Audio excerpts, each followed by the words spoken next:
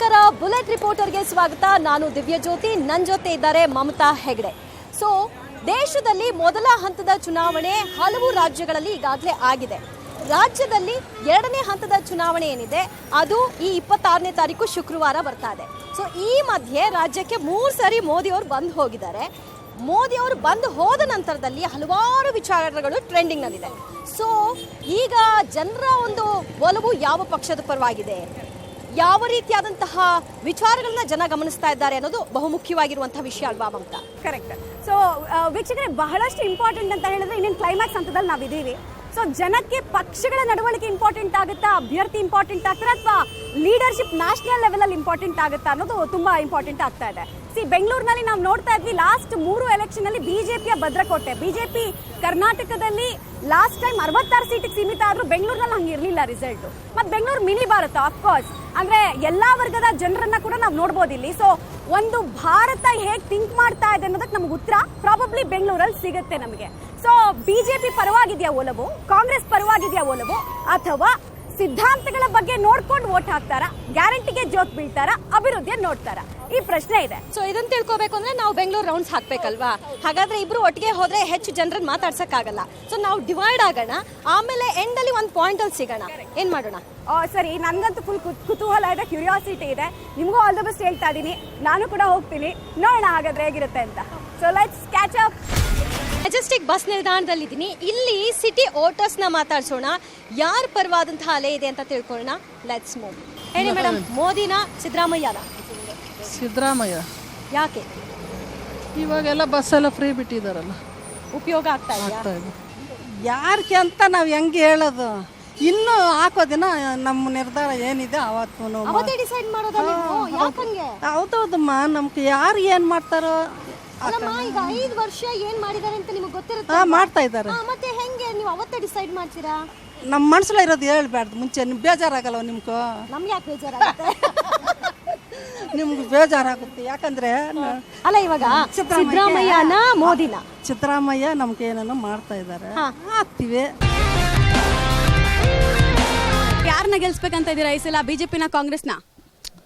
ಯಾರನ್ನ ಗೆಲ್ಲಿಸ್ಬೇಕು, ಯಾರಿಗೆ ಇದ್ದಾರೆ ಅವ್ರು ಗೆಲ್ತಾಳೆ. ನಿಮ್ಮ ಮನ್ಸಲ್ಲಿ ಯಾರು, ನೀವು ಯಾರ ಕಡೆಗೆ ನಿಮ್ಗೆ ಜಾಸ್ತಿ ಪ್ರೀತಿ? ನಾವು JDS. ಹಿಂಗೆ ಪಕ್ಕಾ ಗೌಡ್ರು ಆಯ್ತು. ಇವಾಗ ಇವರು ಕಾಂಗ್ರೆಸ್ನವರು ಫುಲ್ ಶಕ್ತಿ ಯೋಜನೆ ಎಲ್ಲ ಕೊಡ್ತಾ ಇದಾರಲ್ಲ, ಲಾಭ ಆಗ್ತಾ ಇದೆಯಾ ನಿಮಗೆ? ಒಳ್ಳೇದು ಅನಿಸ್ತೈತೆ. ಕಾಂಗ್ರೆಸ್ ಅವ್ರು ಒಳ್ಳೆಯವ್ರು ಓಟ್ ಹಾಕ್ಬೇಕು. ಅವರು ಎಲ್ಲ ಕೆಲಸದ್ದು ಒಳ್ಳೇದೇ BJPಗಿಂತ. ಅಂದರೆ ನಾವು ಈಗ ಬಿಜೆಪಿ JDS ಫ್ರೆಂಡ್ಸ್, ಮತ್ತೆ ಅದಕ್ಕೆ ನಾವು ಯಾವಾಗಲೂ JDS ಎಲ್ಲ ಅದಕ್ಕೆ ನಾವು JDS ಹಾಕೋದು. ಓಕೆ, ಈಗ JDS ಜೊತೆಗೆ ಬಿಜೆಪಿಗೂ ಆಗ್ತೀರಾ ಹಂಗಾರೆ ನೀವು? ಸರಿ ಆಯ್ತು, ನೋಡ ಇಲ್ಲಿರೋರ್ನ ಮಾತಾಡ್ಸೋಣ. ಸಾಹೇಬ್ರೆ, ಯಾರನ್ನ ಗೆಲ್ಸ್ಬೇಕಂತ ಇದ್ದೀರಾ ಈ ಸಲ ಎಲೆಕ್ಷನ್ ಅಲ್ಲಿ? JDS. ಪೂರ್ತಿ JDS ಅಂತ ಇದ್ದಾರೆ. ಯಾಕೆ JDS? ಕುಮಾರಣ್ಣ ಬರಬೇಕು, ರೈತರಿಗೆ ಒಳ್ಳೇದಾಗುತ್ತೆ. ಸೆಂಟ್ರಲ್ ಮಿನಿಸ್ಟರ್ ಆಗ್ತಾರೆ.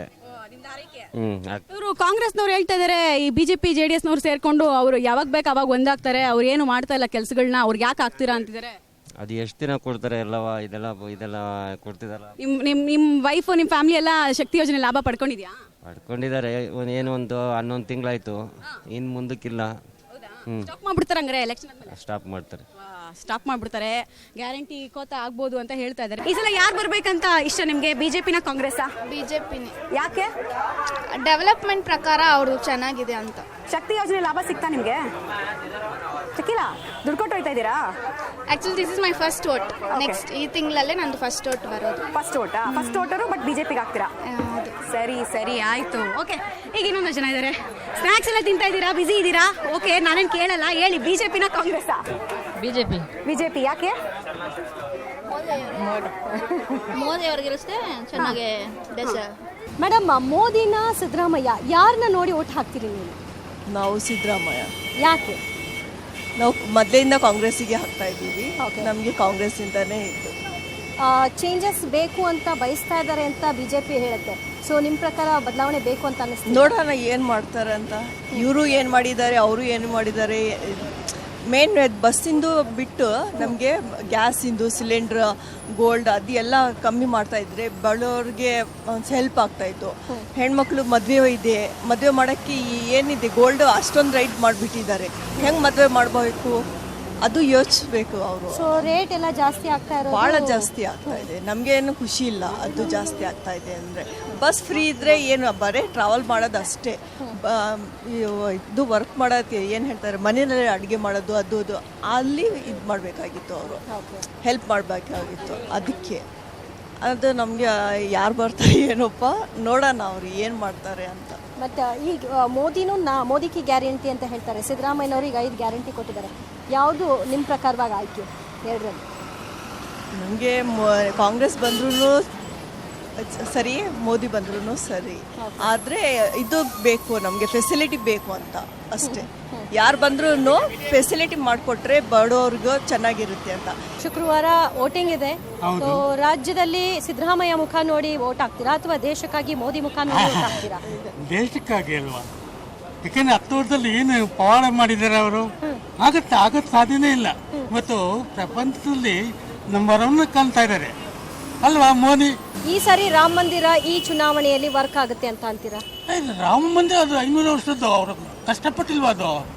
ಅವರಲ್ಲ, ಇಡೀ ಹಿಂದೂಗಳು ಕಷ್ಟಪಟ್ಟಿದ್ರು, ಭಾರತ ಜನತೆ ಕೊಟ್ಟಿರೋದು. ಅವ್ರನ್ನ ಮಾಡಿ ಫುಲ್ಫಿಲ್ ಮಾಡಿದಾರಲ್ಲ. ಎಷ್ಟು ಕಷ್ಟ ಇತ್ತು, ಎಷ್ಟು ಪ್ರಾಬ್ಲಮ್ಸ್ ಇತ್ತು.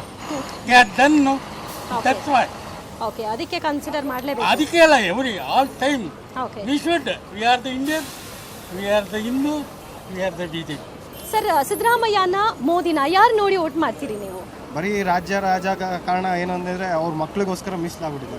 ಯಾವುದೇ ಯಾವುದೇ ಗೌರ್ಮೆಂಟ್, ಕಾಂಗ್ರೆಸ್ ಅಲ್ಲಂತೂ ಅದು ಪರಂಪರೆಯಾಗಿ ಬಂದ್ಬಿಟ್ಟಿದೆ.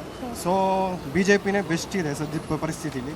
ಸೊ ಮೋದಿ ಸರ್ಕಾರ ಬಂದರೆ ಎಲ್ಲದಕ್ಕೂ ಒಳ್ಳೇದಿದೆ ಪರಿಸ್ಥಿತಿ. ಓಕೆ, ಇನ್ನೊಂದಷ್ಟು ಜನ ಮಹಿಳಾ ಮತದಾರರಿದ್ದಾರೆ, ಮಾತಾಡಿಸ್ತಾ ಹೋಗೋಣ. ನೀವು ಹೇಳಿ, ಯಾರನ್ನ ಗೆಲ್ಸ್ಬೇಕಂತ ಇದ್ದೀರಾ ಈ ಸಲ? ಮೋದಿ ರೀ. ಯಾಕೆ ಇಷ್ಟ ಮೋದಿ? ಮೋದಿ ಮಾಡೋ ಕೆಲಸಗಳೆಲ್ಲ ಒಳ್ಳೆಯದವ್ರಿ. ಅದಕ್ಕೆ ಯಾವ್ದು ಇಷ್ಟ ಆಯ್ತು ನಿಮಗೆ ಮೋದಿ ಕೆಲಸ? ಎಲ್ಲ ಚಲೋ ಮಾಡ್ಯಾರಲ್ಲ ಎಲ್ಲ ಕಡೆ ರೀ. ಮೊದ್ಲಿಂತ್ರ ಅವರು ನಮ್ಮದು BJP. ಈ ಸಲ ಎಲೆಕ್ಷನ್ ಅಲ್ಲಿ ಯಾರನ್ನ ಗೆಲ್ಸ್ಬೇಕಂತ ಇದ್ದೀರಾ? BJP, ಕಾಂಗ್ರೆಸ್, ಯಾರು ನಿಮ್ಗೆ ಇಷ್ಟ? BJP madam. ಸ್ವಲ್ಪ ಹೋಪ್ ಇದೆ ಅವ್ರ ಮೇಲೆ.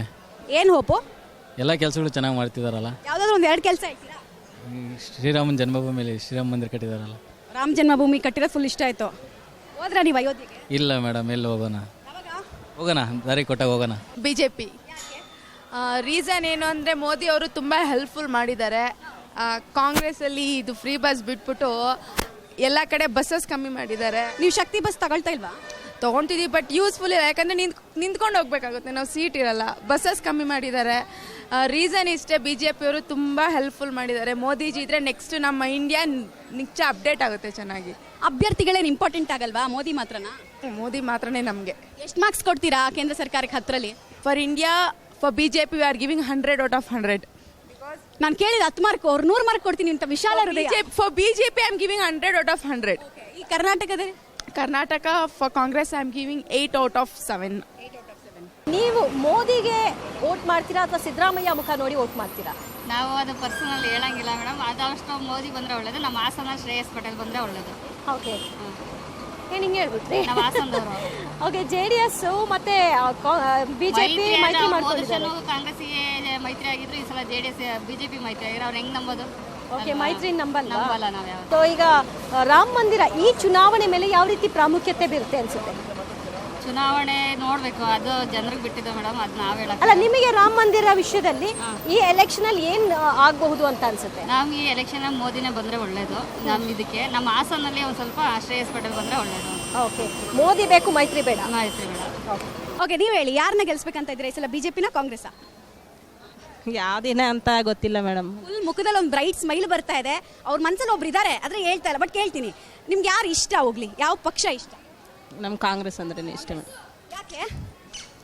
ಅವತ್ತಿಂದ ಅದೇ ಅಲ್ವಾ ಮೇಡಮ್, ಅದಕ್ಕೆ ಇಷ್ಟ ಅಷ್ಟೇ. ಅಂದ್ರೆ ಫುಲ್ಲು ನಿಮ್ಮ ಪಪ್ಪ ಅಮ್ಮ ಅವರಿಂದ, ಅದಕ್ಕೆ ನೀವು ಕಾಂಗ್ರೆಸ್. ಚೇಂಜ್ ಮಾಡ್ಬೋದಲ್ಲ ಈ ಸಲ? ನೋಡ್ಬೇಕು ಮೇಡಮ್, ಮೈಂಡ್ ಯಾವಾಗ ಚೇಂಜ್ ಆಗುತ್ತೋ ಗೊತ್ತಿಲ್ಲಲ್ಲ. ಹೇಳಿ, ನಿಮ್ಗೇನು ಅನ್ಸುತ್ತೆ, ಯಾರು ಬರ್ಬೋದು ಈ ಸಲ ಅಂತ ಅನ್ಸುತ್ತೆ? ನೋಡಿ, ನಮ್ಮ ದೇಶ ಮೇಲೆ ನಾವೆಲ್ಲ ಚೆನ್ನಾಗಿರಬೇಕು ಅಂತಂದರೆ ಇವಾಗ ಮೋದಿನೇ, ಹೈಕಮಾಂಡಲ್ಲಿ ಮೋದಿನೇ ಬೇಕು. ಯಾಕಂತಂದರೆ ನಮ್ಮ ಯುವಕರಿಗೆ ಇವಾಗ ಒಳ್ಳೆಯದು, ನಾವು ಯುವಕರು ಬೆಳಿಬೇಕು ಅಂತಂದರೆ ಮೋದಿನೇ ಅವ್ರು ಬೇಕು. ಸರ್ ನಮಸ್ತೆ. ಎಲೆಕ್ಷನ್ ಶುಕ್ರವಾರ, ನಿಮ್ಮ ವೋಟ್ ಯಾರಿಗೆ? ಸಿದ್ದರಾಮಯ್ಯ ಮುಖ ನೋಡಿ ಹೋಗ್ತೀರಾ, ಮೋದಿ ಮುಖ ನೋಡಿ ಹಾಕ್ತೀರಾ? ಮೋದಿ ಮುಖ. ಯಾವ ಕಾರಣ ಸರ್? ದೇಶನ ಇಂಪ್ರೂವ್ ಮಾಡಿದ್ದಾರೆ ಅದಕ್ಕೆ. ದೇಶಕ್ಕೋಸ್ಕರ ಒಳ್ಳೇದು ಮಾಡಿದ್ದಾರೆ. ಓಕೆ, ರಾಜ್ಯಕ್ಕೋಸ್ಕರ ಅಂತಲ್ಲ, ದೇಶಕ್ಕೋಸ್ಕರ ಒಳ್ಳೇದು ಮಾಡಿದ್ದಾರೆ. ಅದಕ್ಕೋಸ್ಕರ ಬಿಜೆಪಿ. ನಮಸ್ತೆ ಸರ್. ನಮಸ್ತೆ ಮೇಡಮ್. ಮೋದಿ ಸಿದ್ದರಾಮಯ್ಯ ಯಾರಿಗೆ ನಿಮ್ಮ ಓಟು? ಬಹುಶಃ ಒಂದು ಕರ್ನಾಟಕದಲ್ಲಿ ಒಳ್ಳೆ ಒಂದು ರೆಸ್ಪಾನ್ಸನ್ನು ಜನ ಕೊಡ್ತಾ ಇದ್ದಾರೆ. ಒಂದು ಕಾಂಗ್ರೆಸ್ ಪಕ್ಷಕ್ಕೆ ಜನ ಬೆಂಬಲ ಕೊಡ್ಬೋದು ಅನ್ಸುತ್ತಾ? ಯಾಕಂತಂದರೆ ಗ್ಯಾರಂಟಿಗಳು ಆಲ್ಮೋಸ್ಟ್ ಎಲ್ಲರೂ ವಿರುದ್ಧವಾಗಿ ಮಾತಾಡ್ತಾ ಇದ್ದಾರೆ. ಜನಸಾಮಾನ್ಯರಿಗೆ ಅದೊಂದು ಒಳ್ಳೆ ರೀತಿಯ ಪ್ರಯತ್ನ ನಡೆದಿದೆ. ಒಂದು ಮಹಿಳೆಯರ ಹೆಚ್ಚಿನ ಪ್ರಮಾಣದಲ್ಲಿ ಕಾಂಗ್ರೆಸ್ ಪಕ್ಷಕ್ಕೆ ವೋಟ್ ಮಾಡ್ಬೋದು. ಜೊತೆಗೆ ನಮ್ಮ ಒಂದು ಆಸೆ ಏನಂದರೆ ದೇಶಕ್ಕೆ ಮೋದಿ ಬೇಕು, ಕರ್ನಾಟಕಕ್ಕೆ ಕಾಂಗ್ರೆಸ್ ಬೇಕನ್ನೋ ಒಂದು ಅಭಿಪ್ರಾಯ ನಮ್ಮ. ಈ ಕರ್ನಾಟಕಕ್ಕಾಗಿ ವಿಧಾನಸಭೆಯಲ್ಲಿ ಆಯ್ಕೆ ಮಾಡಿದ್ದೀರಿ, ಈಗಿರೋದು ಲೋಕಸಭೆಗಾಗಿ. ಅದೇ ಮೇಡಮ್, ಈಗ ಹೆಂಗಾಗಿದೆ ಅಂದರೆ ದೇಶಕ್ಕೆ ಮೋದಿ ಇರಲಿ, ಕರ್ನಾಟಕಕ್ಕೆ ಕಾಂಗ್ರೆಸ್ ಇರಲಿ ಅನ್ನೋ ಒಂದು ಆಸೆ. ಓಕೆ, ಸಿದ್ದರಾಮಯ್ಯ ಮೋದಿ ಯಾರ ಮುಖ ನೋಡಿ ಓಟ್ ಹಾಕ್ತೀರಿ? ಜನಸೇವೆ ಯಾರು ಮಾಡ್ತಾರೆ ಚೆನ್ನಾಗಿ ಅವರಿಗೆ. ನಿಮ್ಮ ಪ್ರಕಾರ ಯಾರು ಮಾಡ್ತಿದ್ದಾರೆ ಅಂತ ಅನ್ಸುತ್ತೆ? ಮೋದಿಯವರು. ಮೋದಿಯವರಾ? ಓಕೆ, ಮೋದಿ ಕೆಲಸ ಇಷ್ಟ ಆಗ್ತಾ ಇದೆಯಾ? ಗ್ಯಾರಂಟಿ ಬಸ್ಸಲ್ಲಿ ಓಡಾಡ ಇಷ್ಟ ಆಗ್ತಾ ಇದೆ. ಗ್ಯಾರಂಟಿ ಸಿದ್ದರಾಮಯ್ಯ ಗ್ಯಾರಂಟಿ ಏನ್ ಬೇಕಿಲ್ಲ ನಮ್ಗೆ. ನಾವು ಮೊದಲು ಓಡಾಡ್ತಿದ್ವಿ, ಈಗಲೂ ಓಡಾಡ್ತಾ ಇದೀವಿ ಅಷ್ಟೇ. ಓಕೆ, ಸೊ ಅವಾಗ ದುಡ್ಡು ಕೊಡ್ತಿದ್ರಿ, ಇವಾಗ ಫ್ರೀಯಾಗಿ ಓಡಾಡ್ತಾ ಅಷ್ಟೇ. ಬೇಡ ನಮಗೆ ಫ್ರೀ ಬೇಡ, ಫ್ರೀನೇ ಬೇಡ. ನಮಗೆ ದೇಶ ಉಳಿಬೇಕು. ದೇಶದ ಭದ್ರತೆ ವಿಷಯದಲ್ಲಿ ಯಾರು ಬೇಕು ಅಂತೀರಿ? ಹೌದು, ಭದ್ರತೆ ವಿಷಯದಲ್ಲಿ ಮೋದಿನೇ ಬೇಕು. ಸಿದ್ದರಾಮಯ್ಯ ವರ್ಸಸ್ ಮೋದಿ. ನಿಮ್ಮ ಪ್ರಕಾರ ಮೋದಿ. ಮೋದಿ ಏನಕ್ಕೆ? ನಮ್ಮ ದೇಶದ ಅಭಿವೃದ್ಧಿ ಮುಂದುವರಿಬೇಕು ಅಂದರೆ, ನಮ್ಮ ಮಕ್ಕಳ ಪೀಳಿಗೆಗೆ ಮುಂದೆ ಅನುಕೂಲ ಆಗಬೇಕು ಅಂದರೆ ಮೋದಿ ಸರ್ಕಾರ ಬೇಕೇ ಬೇಕು ಮೇಡಮ್. ಸಿದ್ದರಾಮಯ್ಯ ಹೇಳ್ತಾರೆ ಹೆಣ್ಮಕ್ಳಿಗಾಗಿ ನಮ್ಮ ಸರ್ಕಾರ ತುಂಬಾ ಕೆಲಸಗಳು ಮಾಡಿದೆ. ಇಲ್ಲ ಮೇಡಮ್, ಇಲ್ಲ ಮೇಡಮ್, ತುಂಬಾ ತಪ್ಪು ಮೇಡಮ್. ಅದು ಮಾಡಿರೋ ತಪ್ಪು. ಯೋಜನೆಗಳು ಮಾಡಿರೋದೇ ತಪ್ಪು ಮೇಡಮ್. ಗ್ಯಾರಂಟಿ ಇಷ್ಟ ಆಗಿಲ್ವಾ? ಇಷ್ಟ ಆಗಲಿಲ್ಲ ಮೇಡಮ್. ಯಾಕೆ? ಗ್ಯಾರಂಟಿಗಳನ್ನೇ ನೋಡಿನೇ ಹೆಣ್ಮಕ್ಳು ಓಟ್ ಹಾಕಿರೋದು. ಈಗಲೂ ಅದು ವರ್ಕ್ ಆಗುತ್ತೆ ಅಂತ ಇಲ್ಲ ಮೇಡಮ್, ಭರವಸೆ ಮೂಡ್ಸೋರು ಅಷ್ಟೇ ಅವರು. ಅದು ಸರಿ ಇಲ್ಲ ಮೇಡಮ್. ಲಾಭ ಸಿಕ್ಕಿಲ್ವಾ ನಿಮಗೆ? ಇಲ್ಲ ಮೇಡಮ್, ಲಾಭ ಸಿಕ್ಕಿಲ್ಲ. ಓಕೆ, ಬಸ್ ಒಂದು ಬಿಟ್ಟು ಬೇರೆ ಯಾವುದೇ ಲಾಭ ಸಿಕ್ಕಿಲ್ಲ ಮೇಡಮ್. ಓಕೆ, ದೇಶದ ಭದ್ರತೆ ವಿಷಯದಲ್ಲಿ ಯಾರು ಬೇಕು? ಮೋದಿ ಮೇಡಮ್. ಒಂದು ಹೋಟೆಲ್ ಇದೆ, ಹೋಟೆಲ್ ಒಳಗೆ ಒಂದಷ್ಟು ಜನ ಇದ್ದಾರೆ. ಮಾತಾಡಿಸೋ ಪ್ರಯತ್ನ ಕಂಟಿನ್ಯೂ ಆಗ್ತಾ ಇದೆ, ಬನ್ನಿ. ಸಾಹೇಬ್ರೆ, ಈ ಸಲ ಎಲೆಕ್ಷನ್ ಅಲ್ಲಿ ಯಾರು ಬರಬೇಕು ಅಂತ, ಯಾಕೆ ಅಂತ? ಈ ಸಲ ಕರ್ನಾಟಕದಲ್ಲಿ ಕಾಂಗ್ರೆಸ್ಸೇ ಇರಬೇಕು ಅಸ್ತ. ಯಾಕಂದರೆ ಅವರು 5 ಗ್ಯಾರಂಟಿಗಳು ಕೊಟ್ಟಿದ್ದಾರೆ.